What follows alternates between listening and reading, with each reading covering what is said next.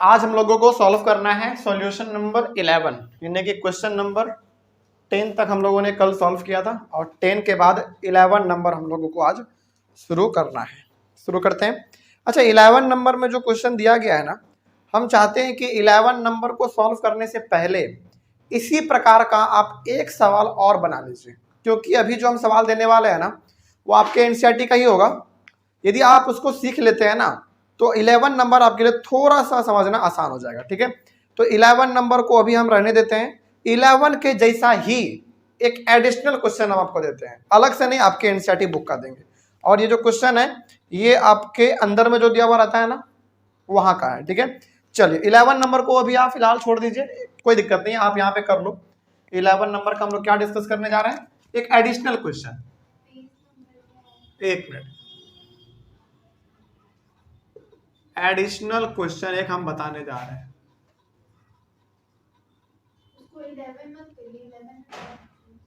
नहीं, मतलब 11 के अंदर ही एडिशनल क्वेश्चन। ठीक है ना, चलिए तो 11 अभी नहीं बता रहे हैं, बस आप 5 मिनट रुको, 5-10 मिनट रुको। 11 नंबर में जो कहा गया वो तो हम बताएंगे ही, लेकिन 11 बनाने से पहले ना हम चाहते हैं कि आप इसी प्रकार का थोड़ा सा एक और सवाल बना लो, ताकि थोड़ा सा आपको आइडिया मिल जाए कि 11 नंबर में हम लोग को एक्चुअली में करना क्या है। तो ये बेसिकली हमारे एक्सरसाइज का नहीं है जो अभी हम दे रहे हैं, लेकिन आपके एनसीईआरटी का थोड़ा सा अंदर का है। ठीक है, जो आपके बीच बीच में क्वेश्चन दिया हुआ रहता है वहां का है। तो एडिशनल क्वेश्चन आप करके लिखिए। लिखे तो जरा क्वेश्चन, जिसके पास पुराना वाला बुक है वो पेज नंबर निकालेंगे 216 और उसमें नहीं, पेज नंबर 216 में क्वेश्चन नंबर 4, जिसके पास पुराना वाला बुक है। नया वाला बुक तो मेरे पास नहीं है एनसीईआरटी का, नहीं तो उसमें हम बता सकते थे, लेकिन आप एक बार खोजिए, उसको मिल जाएगा आपको। जिसके पास पुराना वाला एनसीईआरटी बुक है, पुराना वाला, उसमें आप पेज नंबर 216 में क्वेश्चन नंबर 4 को देखिए। हाँ, जहां पे हमारा ये टॉपिक खत्म हुआ ना, रजिस्टर्स इन पैरेलल, जहां पे हमारा टॉपिक खत्म हुआ वहीं पे 5 क्वेश्चन दिया गया है, चौथा वाला क्वेश्चन आपको लिखना है। ठीक है, इसी प्रकार का है। तो क्वेश्चन क्या है जरा देख लीजिए ध्यान से, यदि किसी को नहीं मिल रहा है तो हम लोग एक बार डिक्टेट भी कर लेते हैं। ठीक है, देखिए क्वेश्चन है, how can 3 resistors of resistances 2 ohm, 3 ohm and 6 ohm be connected to give a total resistance of A में दिया हुआ है 4 ohm और B में दिया हुआ है 1 ohm, और फिर क्वेश्चन मार्क है। मिल गया सबको क्वेश्चन? आप लोगों को तो मिल जाएगा। ऑनलाइन वाले बच्चे आपको थोड़ा सा बताते हैं, जिसके पास पुराना वाला एनसीईआरटी बुक है वो पेज नंबर 216 निकालेंगे और क्वेश्चन नंबर 4 को आप लिखिए। ठीक है, और जिसके पास नया वाला बुक है वो कहां पे निकालेंगे बता देते हैं। जहां पे आपका टॉपिक खत्म हो रहा है रजिस्टर्स इन पैरेलल, वहीं पे 5 क्वेश्चन दिया गया है, 5 में से चौथा वाला क्वेश्चन आपको लिखना है। ठीक है, चलिए एक बार फिर से बता देते हैं। How can 3 resistors of resistances 2 ohm, 3 ohm and 6 ohm be connected to give a total resistance of A में है 4 ohm, फिर B में है 1 ohm। ठीक है, चलिए तो थोड़ा सा हम यहाँ पे लिख लेते हैं क्या है। बताइए 3 हमारे पास रजिस्टर है, कौन कौन सा? तो R1 कितना 2 ohm, R2 कितना 3 ohm, 6 ohm। चलिए हमारे पास ना यहाँ पे 3 रजिस्टर दिया हुआ है, R1, R2 और R3, ये हमने अपने से लिखा है। ठीक है, और ये है 2 ohm, 3 ohm और 6 ohm। इसमें हमको क्या करना है, A में कितना निकालना जरा बताइए। A नंबर 4 ohm और B में 1 ohm। चलिए अब इस क्वेश्चन का ना मतलब समझाते हैं आपको हम। ठीक है, हमने पूरा क्वेश्चन नहीं लिखा है, अब बस इसका मतलब समझाते हैं आपको। आपके पास 3 रजिस्टर है, मतलब आपके पास 3 इलेक्ट्रिकल कंपोनेंट है, डिवाइस है, मान लो सिंपल सा। उन तीनों डिवाइस को आप कैसे कनेक्ट करोगे, चाहे आप पैरेलल कॉम्बिनेशन में कनेक्ट करो, चाहे आप सीरीज कॉम्बिनेशन में कनेक्ट करो, उसको कैसे आप कनेक्ट करोगे कि पहला आपको 4 ओम रेजिस्टेंस मिल जाए। यानी कि आपके पास ये 3 डिवाइस है, इन तीनों को आप या तो सीरीज में कनेक्ट करो, या तो पैरेलल कॉम्बिनेशन में कनेक्ट करो, या तो दोनों में कर लो। और कितना मिल जाना चाहिए आपको, इक्विवेलेंट रेजिस्टेंस 4 ओम मिल जाना चाहिए पहली बार में। दूसरी बार फिर इन तीनों को जोड़ना है, फिर कितना आना चाहिए हमारे पास, 1 ओम आना चाहिए। तो बताइए आप इन तीनों रजिस्टर को कैसे कैसे सीरीज में और पैरेलल में कैसे जोड़ोगे। ताकि हमको कितना मिल जाए, 4 ओम और 1 ओम मिल जाए। इसी प्रकार का क्वेश्चन आपका वो 11 नंबर है जो कि हमने अभी नहीं बताया आपको। ये वाला समझ जाएंगे ना तो थोड़ा बहुत आप उसमें लगा लेंगे लॉजिक, थोड़ा बहुत बन सकता है आपसे। सोचो जरा, आपके पास 3 को दिया हुआ है, इन तीनों को आप कैसे लगाओगे, जरा सोचो। मतलब क्या कर सकते हो आप, इसका सॉल्यूशन देखते हैं। देखिए ये आपका क्वेश्चन था, एडिशनल क्वेश्चन। सॉल्यूशन इसका देखिए क्या है। सपोज करो यदि हम पहले वाले को सीरीज में लगाएं और बाकी दोनों को पैरेलल में लगा दें,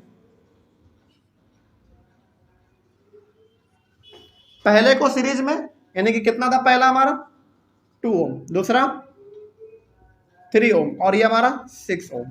यानी कि यदि हम पहले वाले को सीरीज में लगा दे और दोनों बचे हुए को हम पैरेलल में लगा दे और इसको सॉल्व करेंगे तो कितना आएगा, चलो देखते हैं। ये तो हमारा सीरीज में है तो हमारा आराम से बाद में हो जाएगा, पहले इन दोनों को कर लेते हैं। तो 1/rp का वैल्यू 1/r1 होता है प्लस 1/r2 होता है, यही होता है हमारा। ठीक है, चलो आप ना थोड़ा सा और यदि इसको अच्छे तरीके से बनाना चाहोगे तो आप इसको लिख दो r1, ये r2 और ये हो गया आपका r3। तो इसके अकॉर्डिंग ये हमारा हो जाएगा r2 और ये हमारा r3। ठीक है, इसी में थोड़ा सा और सॉल्व कर लिया जाए तो हमारे पास आ जाएगा, चलिए थोड़ा सा नीचे करते, 1/r2 का मतलब 3 प्लस 1/6, एलसीएम 6 आएगा, 2 प्लस 1 कितना आया हमारे पास 3/6। ये जो वैल्यू आया है ये 1/rp का वैल्यू है 3/6। ठीक है, लेकिन आपको वैल्यू चाहिए किसका, rp का, तो इसको पलटेंगे तो उसको भी पलटना पड़ेगा। तो rp कितना हो जाएगा 6/3 यानी कि 2 ओम। देखो अब समझिए ध्यान से, आपके पास यहां पे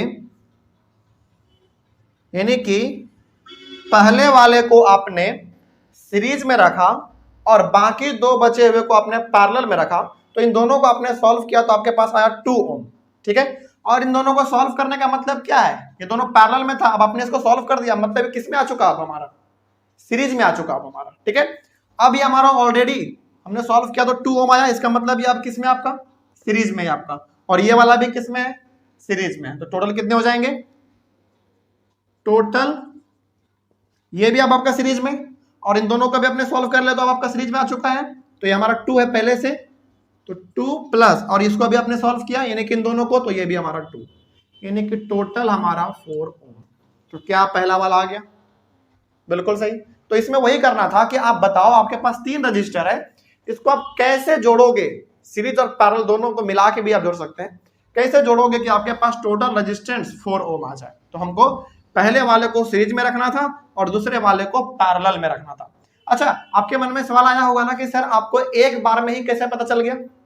देखो ऑब्वियस ये बात है, ये पहली बार में किसी को नहीं पता चलता है, क्योंकि ये हैबिट हो चुका है ना मेरा, थोड़ा सा इसमें बनाता, इसमें तो यही मेरा काम ही यही है, तो थोड़ा सा हमको हैबिट हो जाता है, इसमें हो गया है। तो इसको देख के भी बता सकते हो। और दूसरी बात, इतना हार्ड वैल्यू भी नहीं है, आप इसको माइंड में भी कैलकुलेट करके ना थोड़ा सा तो आप इसमें कुछ लगा सकते हैं। तो यहाँ पे मान लीजिए आपसे पहली बार नहीं बन रहा है तो कोई रफ पेज उठाइए, उसमें सर्किट को ड्रॉ करो, उसमें देखो कि कौन सा वैल्यू कहाँ पे रखे कि हमारे पास ये आ जाए। और ये अचानक आपसे नहीं होगा, इसमें आपको प्रैक्टिस चाहिए। ठीक है, तो रफ पेज में इसको लेके आप थोड़ा सा खींचेगा।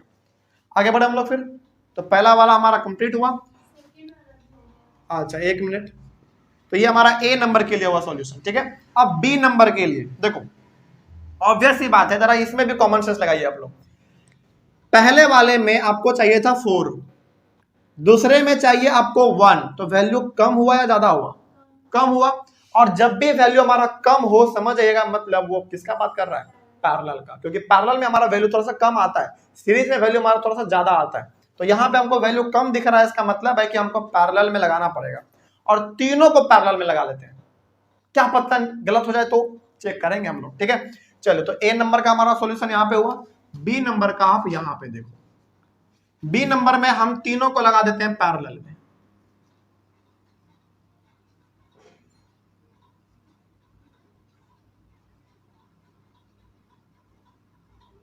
चलिए ये हमारा है 2 ओम, R1, R2 है 3 ओम, और R3 है 6 ओम, ये वैल्यू है आपके पास। अब 1/RP इसका फॉर्मूला होता है पैरेलल के लिए, तो 1/R1 plus 1/R2 plus 1/R3, यानी कि 1/2 प्लस 1/3 प्लस 1/6, एलसीएम 6 आएगा, 3 प्लस 2 प्लस 1 यानी कि 6/6।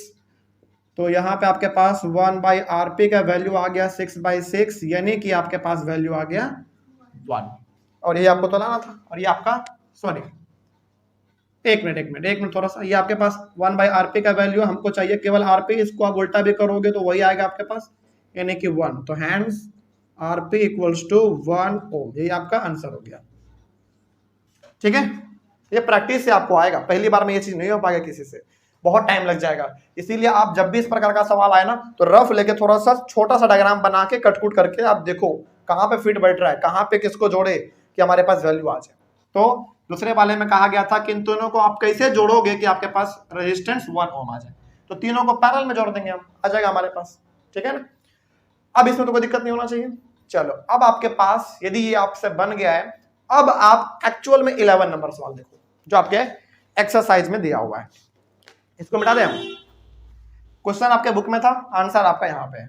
ठीक है, चलिए ऑनलाइन बच्चे इसका स्क्रीनशॉट लीजिए जल्दी से, और इसके बाद फिर हम लोग चलते हैं अपने एक्चुअल जो हमारा सवाल नंबर 11 था उस पे। अब जरा 11 नंबर अपने बुक के सवालों को आप देखो तो जरा, क्या अब आपसे बन जाएगा? नहीं बन रहा है तो कोई बात नहीं, आप बगल में रफ करो और बताओ हमको कि कौन सा कहां पे जोड़ना चाहिए हमको।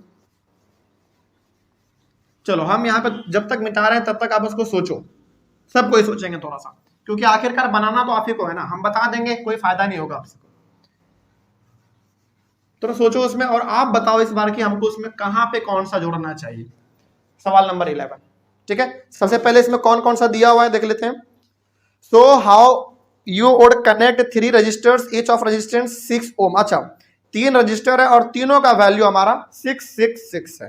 तो यहां पे हम लोग क्या लिख सकते हैं, 3 को कहा गया है तो R1 बराबर 6 ओम लिख सकते हैं, R2 बराबर भी 6 ओम, और R3 बराबर भी 6 ओम, यानी कि 3 रजिस्टर है और तीनों का वैल्यू 666 दिया हुआ है। ठीक है, अब कहा जा रहा है कि आप इसको कैसे कनेक्ट करोगे, चाहे सीरीज कॉम्बिनेशन में करो चाहे पैरेलल कॉम्बिनेशन में करो, कि हमारे पास वैल्यू कितना आ जाए।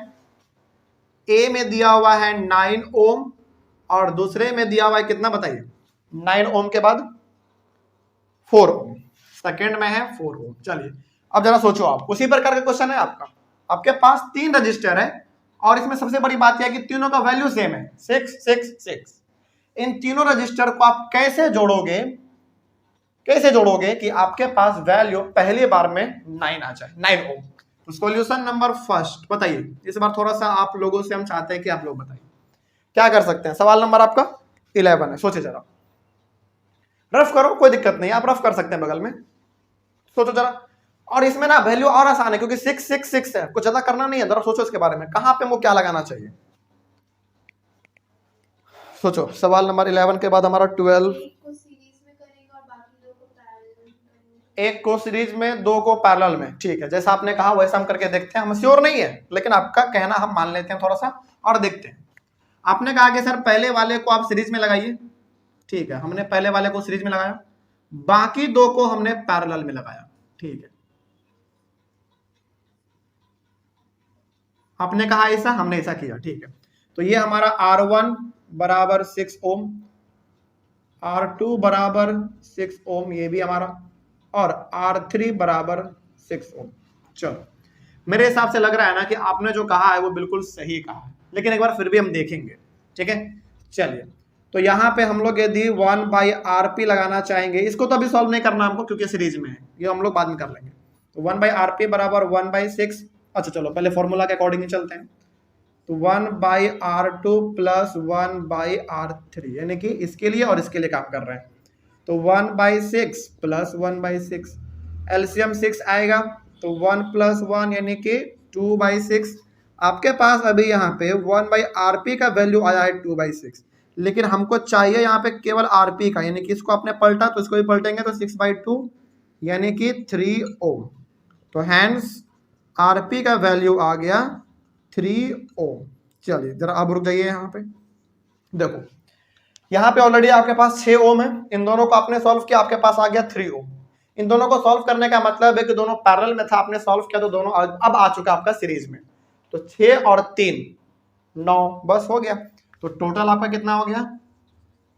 टोटल बराबर 6 ओम प्लस 3 ओम बराबर 9 ओम। पहला वाला सवाल आपका कंप्लीट हुआ।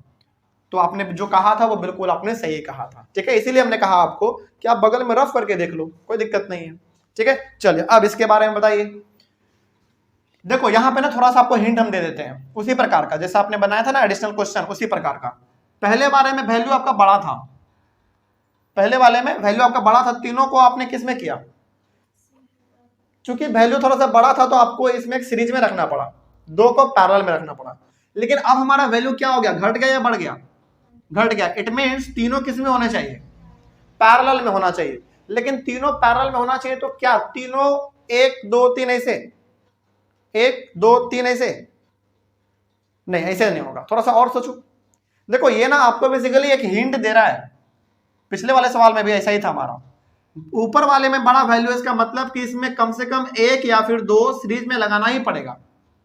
इसमें वैल्यू हमारा कम हो गया, इसका मतलब है कि इसमें हमारा तीनों का तीनों पैरेलल में आएगा। लेकिन तीनों कैसे पैरेलल में आएगा आप ये पता करो थोड़ा सा। तो इसका जो सॉल्यूशन नंबर सेकंड है वो हम यहाँ पे बनाएंगे। लेकिन पहले आप सोचो तो तीनों को कैसे कन्वर्ट करेंगे कि हमारे पास 4 आ जाए। रफ कर लो थोड़ा।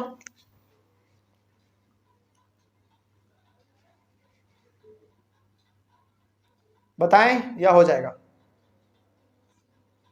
सोचे जरा, आप लोग भी सोचे। नहीं होगा? चलिए ठीक, अच्छा ठीक है, हम यहाँ पे देखते हैं क्या है। देखिए यदि हम अभी आपको लगेगा ना कि काश हम ये अभी तुरंत किए हुए होते सही हो जाता। थोड़ा सा आपको हमेशा क्या लगता है कि 3 रजिस्टर है तो तीनों क्या 1 2 3 ऐसे लाइन में होना चाहिए तीनों? नहीं, कैसे भी लगा सकते हैं हम, लेकिन किसमें? पैरेलल में। तो क्या हम यदि एक ऐसे देखो, इसमें हम 2 को लगा देते हैं और इसमें हम मात्र 1 को लगाते हैं, सीरीज में ऊपर वाला दोनों है, बिल्कुल सही बात है। लेकिन इसके साथ वो दोनों किसमें है? फिर पैरेलल में भी तो है। तो अब यहां पे हो जाएगा ये हमारा R1 बराबर 6 ओम, R2 बराबर 6 ओम और R3 बराबर 6 ओम, ठीक है। अब जरा सॉल्व करके देखते हैं। लेकिन इस प्रकार का डायग्राम सॉल्व करने से पहले हमने बताया था आपको कि दोनों सीरीज में है, दोनों को सॉल्व करेंगे तो कितना आ जाएगा आपके पास? RS equals to R1 plus R2। अच्छा यहाँ पे हमने RS क्यों लिखा? क्योंकि ये दोनों अभी फिलहाल किस में है? सीरीज में है, तो इसीलिए। तो 6 प्लस 6 यानी कि 12 ओम। तो हैंस RS का वैल्यू जो आया वो आया आपके पास 12 ओम। यानी कि ये दोनों हमारा पहले सीरीज में था, इन दोनों को हमने जोड़ दिया, आया 12 ओम। अब बताओ कि अब आप पे दोनों किस में आ चुका है? सीरीज में था पहले, आपने सॉल्व किया, अब किस में आ चुका आपका? पैरेलल में। यानी कि ये 12 और ये 6 अब आपका पैरेलल में आ चुका है। यानी कि अब आपका डायग्राम कुछ ऐसा है। अब आपका डायग्राम कुछ ऐसा है, यहां पे है 12 ओम और यहां पे है 6 ओम। मतलब इन दोनों को आपने सॉल्व करके सटा दिया, दोनों को जोड़ दिया तो एक बन गया हमारा, तो 12 और ये आपका 6। अब ये दोनों किसमें? पैरेलल में। अब तो आराम से बन जाएगा। चलिए नाउ 1/RP इक्वल्स टू, चलिए इसको हम कुछ भी नाम दे सकते हैं आप, उसके लिए कोई बड़ा बात नहीं, डायरेक्टली भी आप लिख सकते हैं। 1/12 प्लस 1/6, एलसीएम 12 आएगा, 1 प्लस 2 यानी कि 3/12। लेकिन हमको चाहिए 1/RP का वैल्यू हमारे पास आया यहाँ पे 3/12, लेकिन हमको चाहिए केवल RP। तो 12/3 यानी कि 4 ओम। तो हैंस RP इक्वल्स टू 4 ओम। ये आपका आंसर हुआ। तो इस प्रकार का सवाल भी ना एग्जाम में बहुत बार पूछा गया है, ठीक है। आपको बनाएंगे जब हम क्वेश्चन का सीरीज चलाएंगे ना अपने बोर्ड के लिए, क्वेश्चन पेपर का, सैंपल पेपर का, हर प्रकार का जब क्वेश्चन हम लोग सॉल्व करना सीखेंगे बोर्ड के लिए प्रिपरेशन जब करेंगे, तो आपको दिखाएंगे कि इस प्रकार का सवाल बहुत पूछा गया उसमें। तो इस प्रकार का सवाल अब बन जाएगा। तो इस प्रकार के सवाल में ना बेसिकली आपसे ये पूछा जाएगा कि बताइए कि आपके पास 3 रजिस्टर है, 4 रजिस्टर है, आप इसको कैसे जोड़ोगे। वो जोड़ना आपको दोनों में पड़ सकता है, सीरीज कॉम्बिनेशन या फिर पैरेलल कॉम्बिनेशन, दोनों में जोड़ना पड़ सकता है। तो कैसे जोड़ोगे कि हमारे पास ये सर्टेन वैल्यू आ जाए। तो इस प्रकार का आपको थोड़ा सा रफ करके देखना पड़ता है पहले, ठीक है। चलिए इसका स्क्रीनशॉट लीजिए और हम लोग चलते हैं अपने सवाल नंबर 11 के बाद 12 की ओर। तो 11 नंबर बताने से पहले जो हमने एक एडिशनल क्वेश्चन बताया ना, वो भी आपको लिखना है, बहुत इंपॉर्टेंट है वो भी। इस तरीके से आपका 2 क्वेश्चन यहाँ पे आपने आज सॉल्व किया, तो अच्छा खासा इसमें आपका प्रैक्टिस हो चुका होगा। चलिए सवाल नंबर 12 जरा आप एक बार देखो और एक बार देखो क्या वो आपसे बन पा रहा है कि नहीं। सवाल नंबर 12 देखो, यहाँ पे ना थोड़ा सा हम आपको एक चीज बताते हैं न्यूमेरिकल में, जो कि हम यहाँ पे बता रहे हैं। हालांकि हम तो पूरा बताएंगे आपको न्यूमेरिकल्स, इसमें कोई दिक्कत नहीं है, लेकिन आप लोग भी ना कभी कभी ट्राई करो। ट्राई करना यह है कि आखिर हमसे बन पा रहा है कि नहीं, जरा आप ये सोचो। क्योंकि देखो चैप्टर हमने पढ़ाया, आपको कॉन्सेप्ट हमने समझाया, फॉर्मूला सब कुछ हमने बताया और क्वेश्चन भी हम बता दे रहे हैं। इसका मतलब है कि थोड़ा सा तो फॉल्ट है, मतलब हालांकि मेरा तो ये जिम्मेदारी है ना कि मेरा बताना है, लेकिन थोड़ा सा आप लोग ये कोशिश करो कि बन पाता है कि नहीं, ठीक है। चलिए सवाल नंबर 12 देखा जाए और इसको थोड़ा सा सीरियस लेना आप लोग, ठीक है। घर पे जाइए, जो हमने एक बार बताया आपको उसको बिना देखे एक बार कोशिश करो बनाने की, या फिर आपके पास कोई रेफरेंस बुक है तो उससे बनाओ आप, इससे आपका एक हैबिट बन जाएगा, ठीक है। चलिए और इसका डायरेक्ट बेनिफिट आपको बोर्ड में मिलेगा।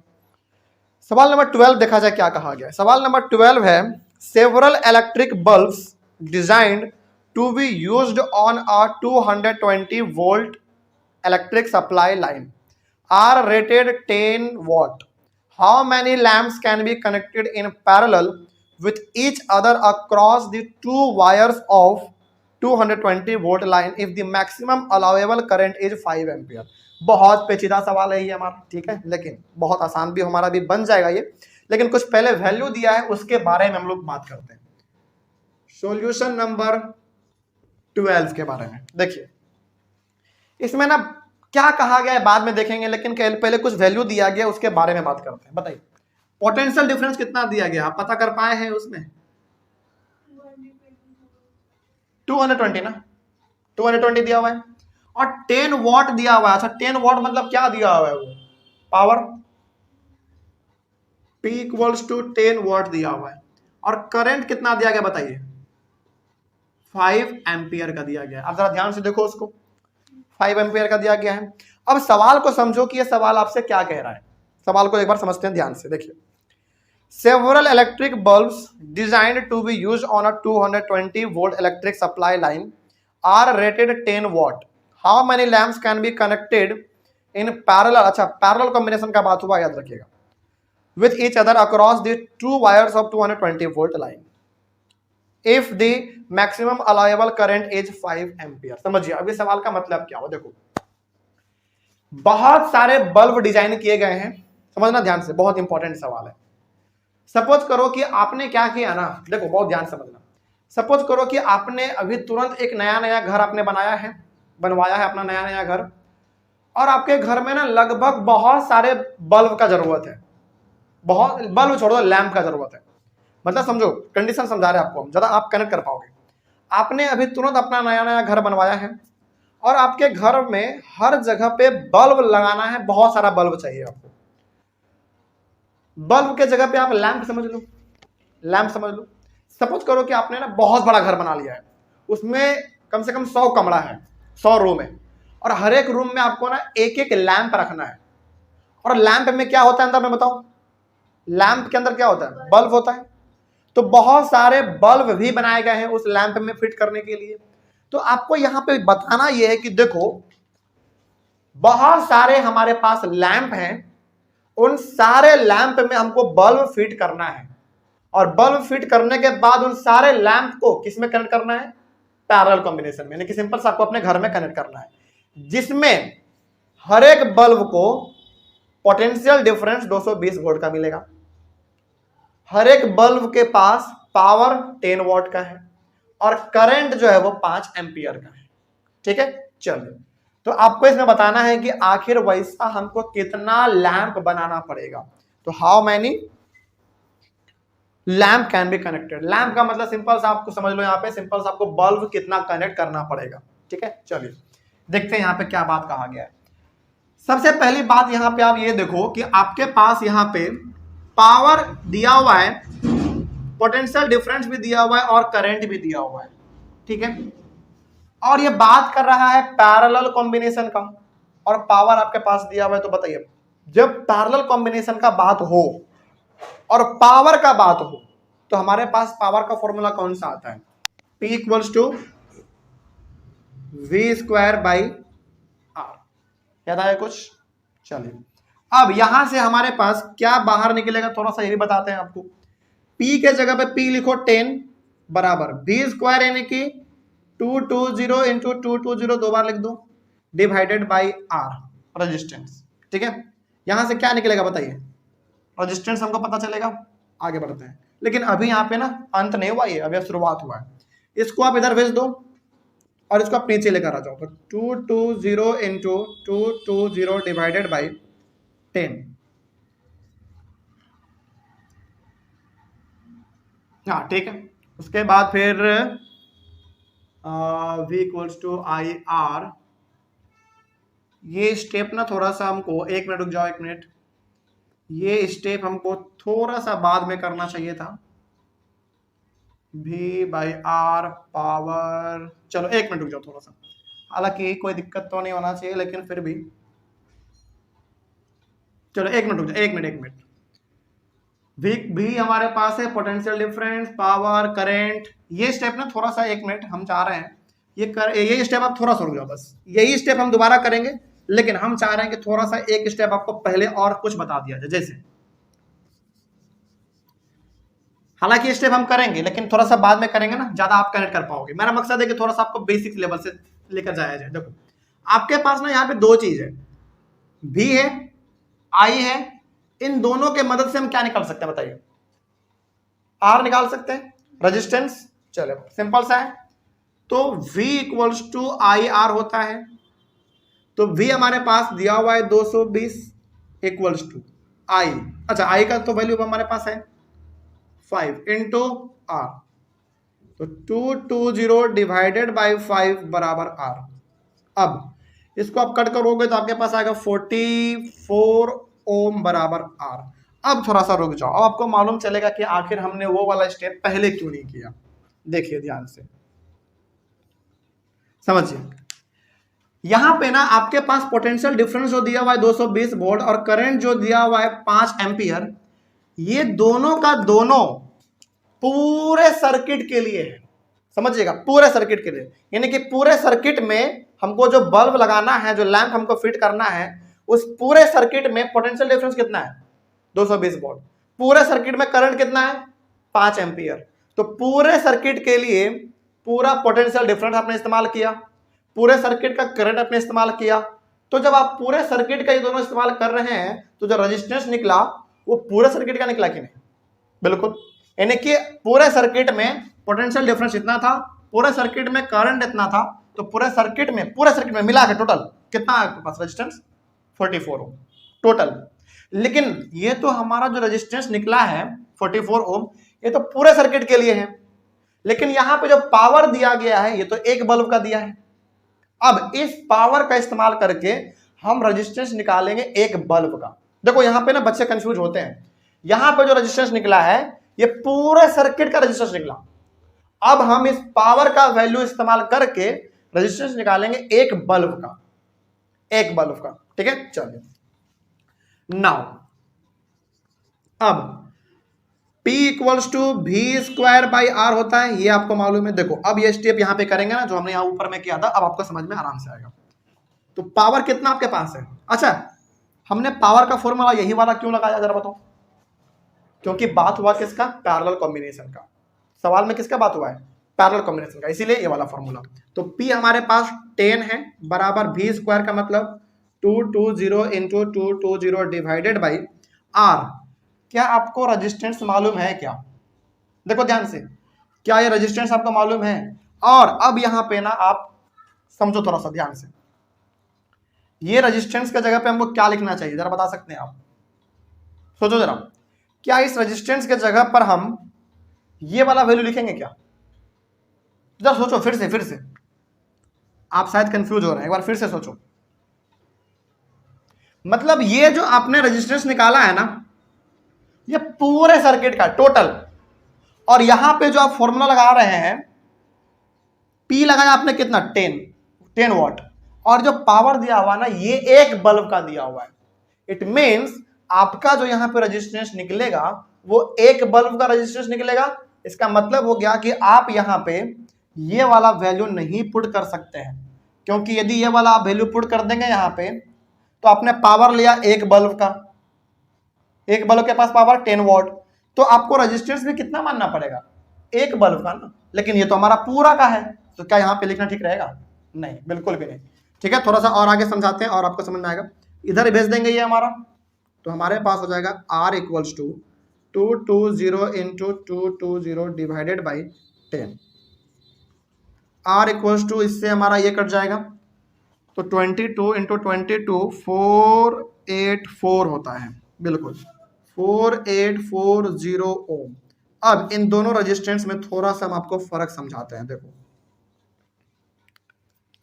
इसके लिए ना थोड़ा सा हम यहां पे लिख देते हैं कि ये जो वैल्यू आया है हमारा टोटल रेजिस्टेंस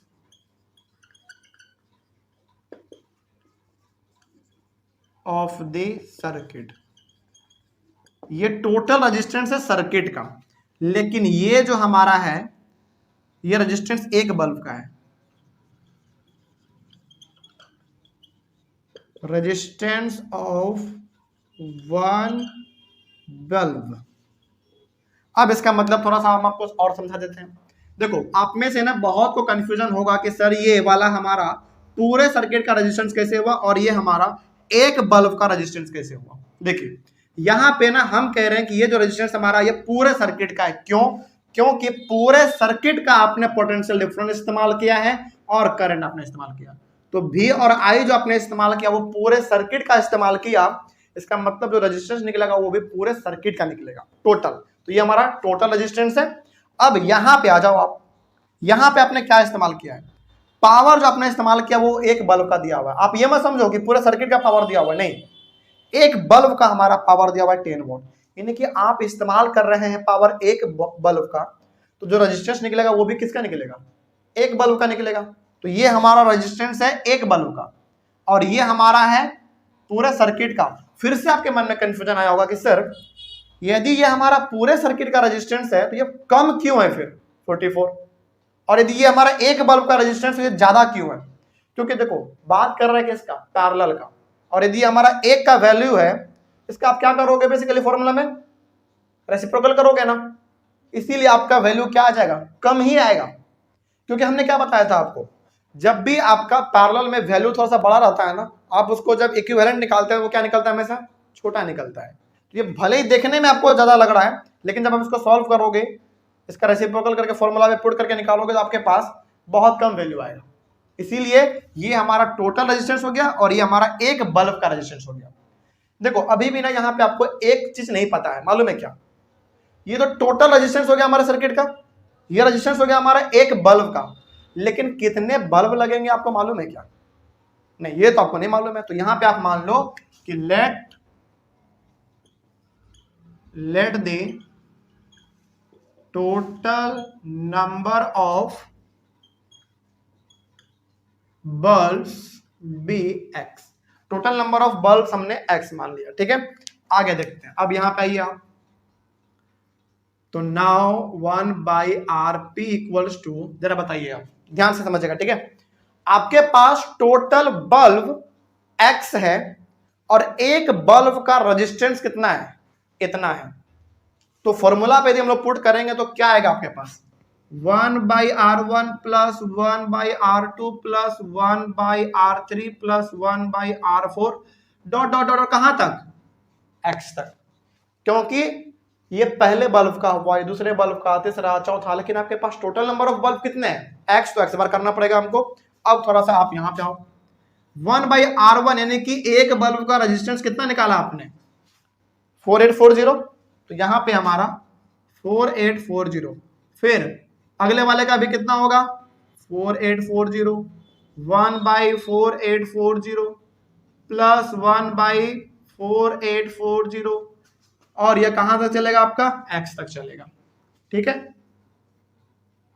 अब इसका एलसीएम लो आप 4840, इन सभी को आप करोगे कितने बार करोगे, x करोगे, आपके पास क्या आया 1/rp का जो वैल्यू है वो x/4840 आया, लेकिन हमको केवल rp से मतलब है, तो क्या होगा 4840/x। अब इसका मतलब बताते हैं थोड़ा सा क्या हुआ। देखिए आपके पास सर्किट का टोटल रेजिस्टेंस इतना है, एक बल्ब का जो रेजिस्टेंस है वो इतना है, ठीक है, ये इतना है, और यदि आप इस तरीके से फॉर्मूला पे पुट करके आपके पास आरपी का वैल्यू इतना आया है। अच्छा ये हमारा क्या होता था जरा बता सकते हैं आप, सर्किट के टोटल रेजिस्टेंस होते थे ना, और यही हमारा किसके बराबर होगा बताइए 44 के बराबर होगा, क्योंकि टोटल ये है हमारा, और टोटल आपने पहले से निकाल रखा है 44, तो 44 बराबर 4840 डिवाइडेड बाई एक्स, नीचे में कुछ नहीं है तो 1 आगे। तो आरपी के जगह पे हमने यहाँ पे 44 क्यों लिखा, क्योंकि ये हमारा टोटल रेजिस्टेंस बताता है, जो कि हमारा टोटल अभी इतना निकला है, और ये भी तो टोटल ही बताता है, तो टोटल हमने पहले से निकाल के रखा है 44। अब आप इसको क्रॉस मल्टीप्लीकेशन करोगे तो 44x बराबर 4840, x का वैल्यू आएगा 4840 डिवाइडेड बाई 44, तो x का वैल्यू कितना आ जाएगा, एक बार में लगेगा, हाँ एक बार में, फिर 4 बचेगा, फिर एक बार में लगेगा और 0। देखो x का वैल्यू आ गया कितना 110, यानी कि टोटल नंबर ऑफ बल्ब कितने लगेंगे आपको उसमें 110, और टोटल नंबर ऑफ बल्ब का मतलब होगा टोटल नंबर ऑफ लैंप, ठीक है, क्योंकि आप लैंप में ही फिट करोगे ना बल्ब को। तो इस सवाल का मतलब थोड़ा सा हम आपको एक बार पूरा समझा देते हैं। देखिए आपको ना अपने घर में लैंप लगाना है, और उस लैंप में जो बल्ब लगेगा वो कितने बल्ब लगेंगे 110 बल्ब लगेंगे, और हर एक बल्ब का जो पावर है वो 10 वॉट है। अब जब आप 100 बल्ब को अपने सर्किट में लगा दीजिएगा तो वो पावर वो पोटेंशियल डिफरेंस इस्तेमाल करेगा 220 का, और करंट इस्तेमाल करेगा 5 एम्पियर का। इसका मतलब ये हुआ, और एक बल्ब का जो रेजिस्टेंस है वो हमारा 4840 है, और पूरे सर्किट का बात करें रेजिस्टेंस तो हमारा 44 ओम है। ये हमारा इस सवाल का कहने का मतलब था। हाँ बिल्कुल, ये सवाल थोड़ा सा कॉन्सेप्चुअल है, आप इसको आराम से बैठ के एक बार सोचेंगे तो आपको बिल्कुल समझ में आ जाएगा। आपको कोई दिक्कत होगा इसमें? चलिए आगे बढ़ते हैं फिर। तो 12 के बाद अब आइए आप 13 नंबर पे, इसको हम लोग मिटा देते हैं। 12 के बाद 13 नंबर के बाद पढ़िए क्या लिखा हुआ है 13 नंबर।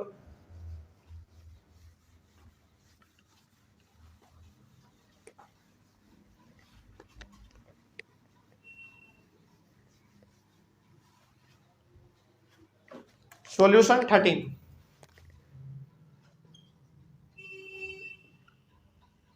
13 में है a hot plate of an electric oven connected to a 220 volt line has two resistance coil A and B each of 24 ohm resistance which may used separately in series और in parallel। 3 कंडीशन हमारे पास है।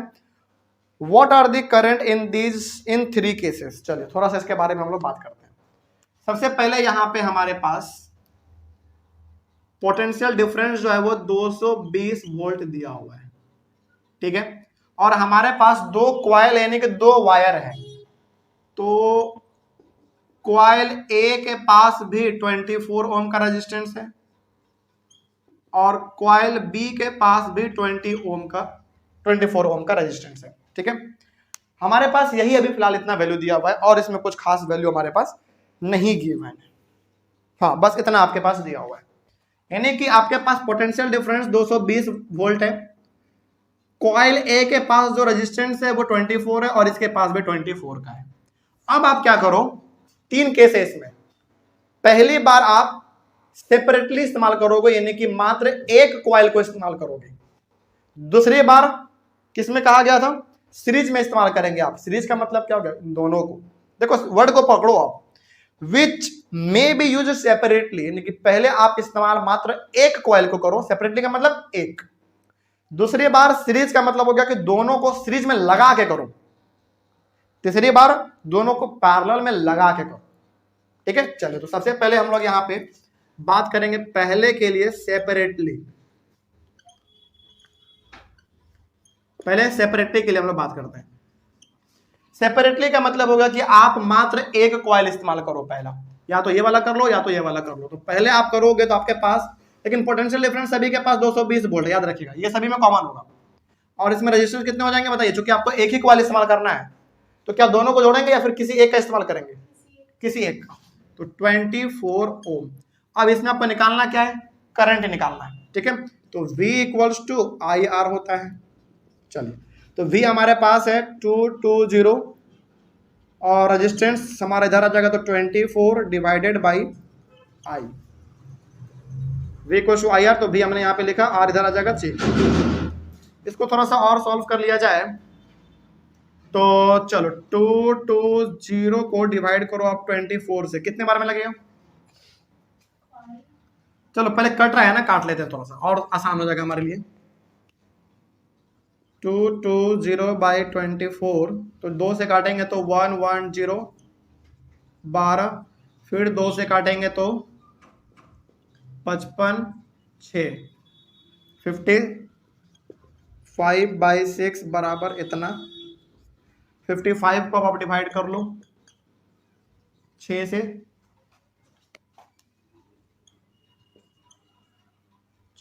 नहीं 9 बार में ना, 54 1 ये cut गया, point देंगे 0, 1 बार में 6, 6 बार में, यानी कि 9.16 ऐसा आपके पास आएगा।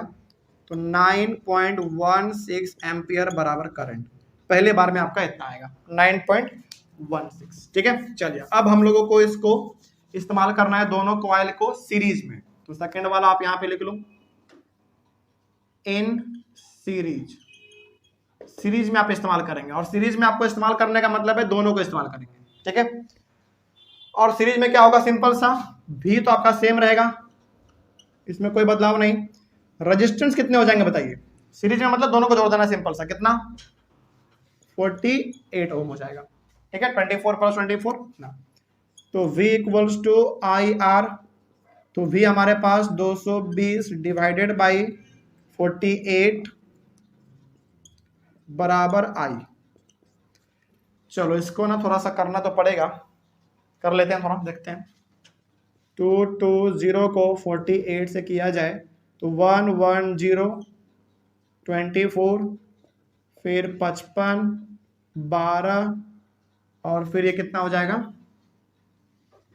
नहीं अब नहीं होगा ना, यानी कि 55, तो 55 को आप डिवाइड करो 12 से,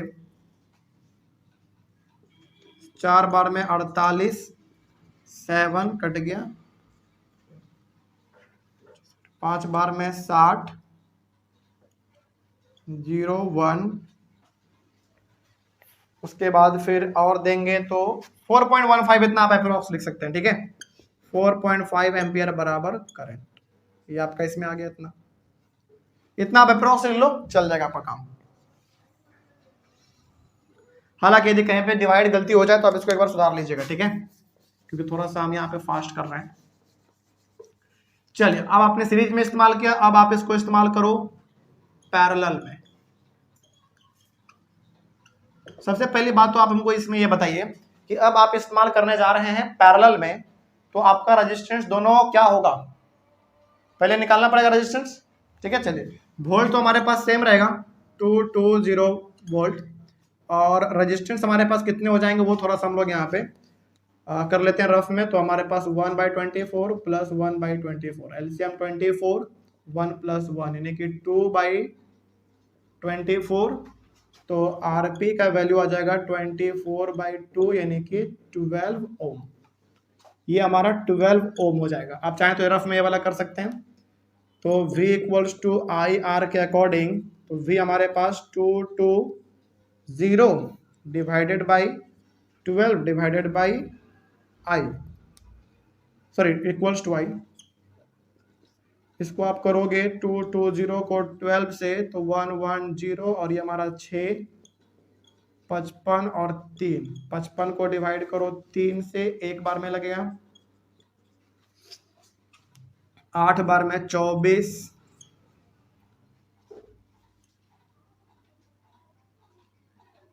हाँ सही है, 1 3 बार में, यानी कि 18.3 ऐसा कुछ आपके सामने आना चाहिए। 2 से 55 और 2 से 3, ठीक है, 18.3 एम्पियर बराबर करंट, ये आपका इसमें आ गया। डिवाइड एक बार देख लेना आप लोग, ठीक है। चलिए, इस तरीके से आपको इसमें बताना था। तो सिंपल सा मतलब ये हो गया कि जब हम लोग केवल एक कॉइल को इस्तेमाल करेंगे तो उसमें करंट हमको इतना मिलेगा, दोनों को इस्तेमाल कर लेंगे सीरीज में लगा के तो इतना, और दोनों को पैरेलल में करेंगे तो आपके पास इतना के आसपास आएगा, ठीक है। इस तरीके से आपका ये वाला भी कंप्लीट हुआ 13 नंबर। 13 के बाद अब आ जाइए आप 13 के बाद एक 14 नंबर, 14 भी कर लेते हैं, हो जाएगा, टाइम है हमारे पास। चलिए 14 किया जाए, इसका आप लोग जल्दी से स्क्रीनशॉट लेके लिखिए। और 14 जरा आप लोग देखो क्या इसमें कहा गया है।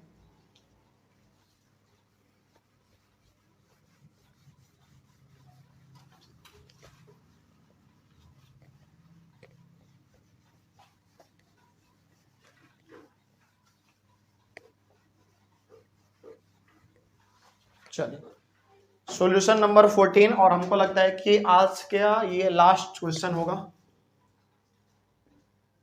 सॉल्यूशन नंबर 14 को पढ़ने से पहले आप समझो जरा क्या कहा गया इसमें। Compare the power used in the 2 ohm resistor in each of the following circuit. पहला है हमारा इसमें 6 volt battery in series with 1 ohm and 2 ohm resistor. चलिए देखिए 14 में 2 सवाल दिया गया है, एक इधर हम लोग लिख लेंगे और दूसरा वाला हम लोग यहां पे कर लेंगे, ठीक है। बताइए पहले वाले में करंट कितना दिया, करंट नहीं है, पोटेंशियल डिफरेंस दिया हुआ इसमें 6 वोल्ट का, और इसमें 2 रजिस्टर है, कौन कौन सा है जरा बताइए। R1 कितना है और R2 कितना है, 1 और 2, ठीक है। अब उसमें बताइए कितना है पोटेंशियल डिफरेंस, पोटेंशियल डिफरेंस इसमें पहले, और R1 12 और 2। चलिए इतना आपके पास इसमें दिया गया है, आपको पावर बेसिकली बताना है, पावर, और इसमें आपको पावर बताना है, ठीक है।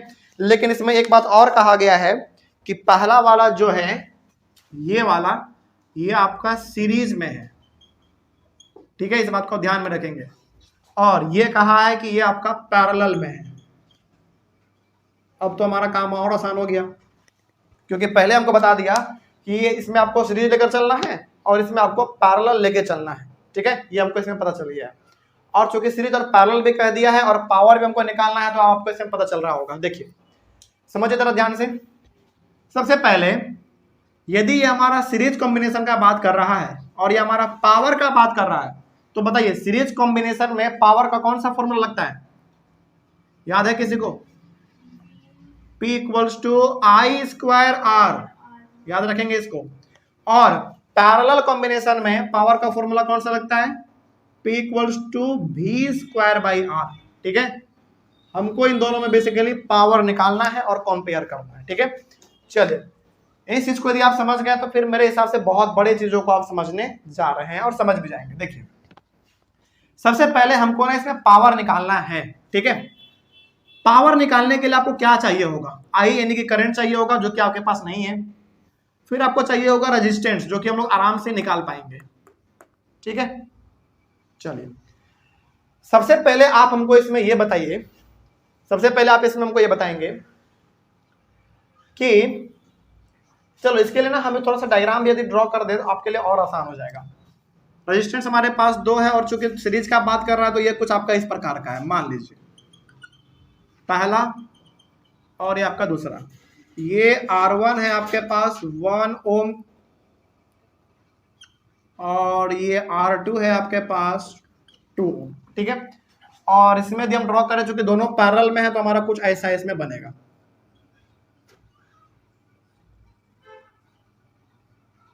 देखो सवाल का खूबसूरती देखो, बड़ा आसान से बन जाएगा। ये हमारा इसमें R1 मान लो 12 ओम और इसमें R2 मान लो आप 2 ओम। ठीक है, बहुत कुछ हमने यहाँ पे डिटेल में लिख दिया है। अब हमारा सवाल आराम से बनेगा। देखिए सबसे पहले देखो ध्यान कर, पोटेंशियल डिफरेंस आपके पास 6 वोल्ट का है, रेजिस्टेंस आपके पास 2 है, ठीक है, सीरीज में लगा हुआ है और पावर पूछ रहा है आपसे, यानी कि ये वाला फॉर्मूला लगना चाहिए। इसमें आपको चाहिए क्या होगा पहले बताओ, ये करंट और रेजिस्टेंस चाहिए होगा। ठीक है, लेकिन क्या आपके पास करंट है? नहीं है। क्या आपके पास रेजिस्टेंस है? अभी नहीं है। अभी तो ये दोनों अलग अलग है ना, अभी पता करना पड़ेगा हमको इसमें। तो बताइए इसमें हमारा टोटल रेजिस्टेंस कितना होगा? 3 ओम होगा। ठीक है, अब हमारे पास रेजिस्टेंस भी है, पोटेंशियल डिफरेंस भी है, हमको चाहिए करंट, तो करंट निकालते हैं। तो V equals to I R के अकॉर्डिंग, तो V हमारे पास 6 है, I निकालना है तो I को इधर रहने दो, R हमारे पास आ चुका है, इधर 3 भेज दो, तो यानी कि 2 एम्पियर बराबर करंट। अब देखो आपके पास करंट भी आ चुका, करंट आ चुका। अब हमको क्या निकालना है? पावर निकालना है। और पावर निकालने के लिए हमको क्या चाहिए? करंट आ चुका है, रेजिस्टेंस। अब थोड़ा सा हम आपसे पूछते हैं, देखो अब आप बताओ यहां पे R का वैल्यू हम कौन सा लिखेंगे? इसमें कहा है कि आपको पावर कहां पे निकालना है, सबसे पहले पढ़ो, पावर निकालना आपको इसमें 2 ओम वाले पे। तो 2 ओम वाला हमारा कहां पे है? ये वाला, ये या फिर ये वाला? ये वाला। और आप पावर निकालने जा रहे हैं तो P equals to I square R, I आपने निकाल दिया है, ठीक है। R के जगह पे गलती से भी आप 3 मत लिखना। क्यों मालूम है? क्योंकि आप पावर निकालने जा रहे हैं और रेजिस्टेंस इसने बोला है कौन सा? 2 ओम वाला, यानी कि पावर आपको केवल इस पे निकालना है। यदि आप 3 लिखते हैं इसका मतलब हो जाएगा क्योंकि पावर आप इन दोनों पे निकाल रहे हैं, इन दोनों पे नहीं निकालना हमको पावर, हमको पावर निकालना है मात्र 2 वाले पे। फिर आपके मन में सवाल ये भी आया होगा कि सर आपने फिर करंट निकालने के लिए इन दोनों को क्यों जोड़ा? क्योंकि देखो हमने आपको बार बार बताया है, करंट हमारा सीरीज कॉम्बिनेशन में सेम होता है, और सेम करंट को निकालने के लिए आपको पूरा रेजिस्टेंस तो पहले जोड़ना पड़ेगा। तो हमने क्या किया इसमें, देखो बड़ा सिंपल बताते हैं आपको। सीरीज का बात किया तो हमको पता चल गया कि अच्छा सीरीज का बात कर रहा है और पावर ही पूछ रहा, मतलब कि यही वाला फॉर्मूला हमारा इसमें लग सकता है। ठीक है, अगला इसमें हमारे पास पोटेंशियल डिफरेंस दिया हुआ था, रेजिस्टेंस हमारे पास 2 दिया हुआ है, इस फॉर्मूला पे पुट करने के लिए हमको करंट चाहिए। तो हमने क्या किया, पूरे सर्किट का पोटेंशियल डिफरेंस इस्तेमाल किया और पूरे सर्किट का हमने रेजिस्टेंस निकाल दिया, कितना? 3। ठीक है, तो पूरे सर्किट का पोटेंशियल डिफरेंस और पूरे सर्किट का रेजिस्टेंस हमने निकाल दिया, तो पूरे सर्किट का करंट फिर कितना होगा? 2 एम्पियर। अब जब पूरे सर्किट का करंट 2 एम्पियर है तो यही करंट इसको भी मिल रहा होगा, इसको भी मिल रहा होगा, क्योंकि सीरीज में हमारा करंट सेम होता है। लेकिन जब हम लोग अब पावर निकालने जाएंगे, क्योंकि करंट हमारा सेम होता है, तो करंट का वैल्यू यही वाला लेंगे, लेकिन रेजिस्टेंस हमारा क्या हो जाएगा? आप पावर निकाल रहे हो, पूरे के लिए हमको थोड़ी पावर चाहिए, हमको मात्र पावर 2 एम्पियर के लिए चाहिए, सॉरी 2 ओम के लिए चाहिए, इसके लिए केवल निकालेंगे। ठीक है, तो नाउ अब हमारा पावर क्या हो जाएगा? देखो P equals to I square R, इसका मतलब हो गया, I का मतलब 2 इंटू 2, 2 बार, इंटू R का मतलब कितना लेंगे आप? 2 एम्पियर, क्योंकि इसमें हम सॉरी 2 एम्पियर नहीं 2 ओम, क्योंकि इसमें 2 का कहा गया था। तो हमारे पास हो जाएगा 8 वॉट। ठीक है, तो पावर कितना आ गया? P equals to 8 watt. ये आपका इसमें आंसर हुआ। बस यही चीज आपको इसमें ध्यान रखना है, इसीलिए हमने आपको कहा था कि सीरीज कॉम्बिनेशन और पैरेलल कॉम्बिनेशन को आप बहुत ध्यान से रखिए। हमने जो करंट निकाला यहाँ पे पूरे सर्किट का करंट है और वही हर किसी को मिलेगा। ठीक है, लेकिन उसने पावर बोला था कि आपको पावर मात्र 2 ओम वाले का निकालना है, तो हमने यहाँ पे जब पावर का फॉर्मूला लगाया तो R हमने यहाँ पे 2 लिख दिया, सिंपल। अब वो वाला आप देख लो, हाँ ये वाला तो बड़ा सिंपल होना चाहिए मेरे हिसाब से। देखिए आपके पास यहाँ पे क्या है, सिंपल सा देखो, आपको इसमें भी पावर निकालना है, पैरेलल का बात हुआ तो फॉर्मूला हमारे पास है V square by R, V square by R। तो अब आप देखो यहाँ पे हमको पावर निकालना है, ठीक है, V हमारे पास है पहले से, वो भी ठीक है, लेकिन यहाँ पे R है, तो R इसमें हम क्या करेंगे, पूरे का निकालेंगे या फिर केवल इसका इस्तेमाल करेंगे? बताइए, केवल 2 वाले का इस्तेमाल करेंगे। पावर हमको पूरे का थोड़ी पूछा है, हमको मात्र इसका पूछा है, इसका इस्तेमाल करेंगे हम। ठीक है, तो बताइए इसमें 1/RP कितना होगा हमारा? 1/2। क्योंकि हम बात केवल इसका कर रहे हैं, ठीक है। तो केवल आरपी कितना हो जाएगा, 2 ओम हो जाएगा हमारा। आरपी कितना हो गया हमारे पास, 2 ओम, यानी कि रेजिस्टेंस हमारा हो गया पैरेलल कॉम्बिनेशन में 2 ओम। नाउ अब आपके पास रेजिस्टेंस भी है, आपके पास भी है, पी आराम से निकल जाएगा। तो P equals to V square by R, यानी कि वी स्क्वायर का मतलब 4 इंटू 4 डिवाइडेड बाई 2। चलो तो ये हो गया आपके पास 16 डिवाइडेड बाई 2 यानी कि 8 वॉट। तो hence power equals to 8 watt. दोनों में पावर हमारा 8 वॉट का आया है, कोई दिक्कत नहीं ना इसमें। चलिए तो यहाँ पे बस आपको ध्यान में रखना था कि हमको पावर जो पूछा है ना, वो पावर हमको मात्र 2 ओम वाले पे पूछा है। तो बाकी सबसे हमको क्या मतलब है, हमको केवल, अच्छा यहाँ पे ना ये कंफ्यूज करने के लिए दिया आपको 12 ओम, क्योंकि पैरेलल का बात हुआ है तो कम से कम 2 रेजिस्टेंस तो होना चाहिए। एक ये दे दिया, एक ही दे दिया, हमारा काम केवल इतने से है बस, ठीक है। चलिए इसका स्क्रीनशॉट लीजिए और इस तरीके से आपका ये 14 नंबर भी कंप्लीट हुआ। और समय को देखते हुए आगे का हम लोग कल कंटिन्यू करेंगे, ठीक है। तो हमारे पास मात्र इसमें न्यूमेरिकल्स जो है ना, और वो 3 बच रहा है 18 नंबर में। तो आपका बेसिकली क्वेश्चन आंसर है, उसको आप लोग एक बार देखेंगे। 15, 16, 17 बहुत कम समय में हम लोग इसको कल खत्म कर लेंगे और फिर हमारा चैप्टर खत्म हो जाएगा, ठीक है ना। कोई क्लास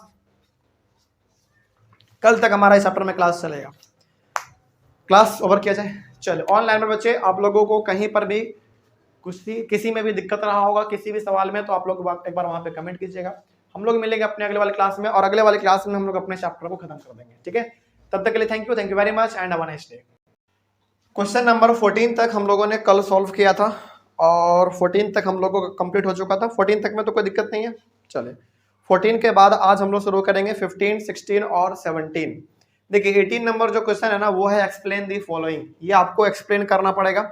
एक्सप्लेन करने का मतलब है यहाँ पे कुछ स्टेटमेंट लिखा हुआ है, उसमें आपको ना उसको थोड़ा सा और एक्सप्लेन करना है कि आखिर ऐसा है तो ऐसा क्यों हुआ, इसके पीछे रीजन क्या है, थोड़ा सा आपको इसमें ही लिखना पड़ता है, ठीक है। तो ये बेसिकली इसमें जो एक्सप्लेन द फॉलोइंग 18 नंबर जो क्वेश्चन है आपका, इसमें बेसिकली एक्सप्लेन करना है।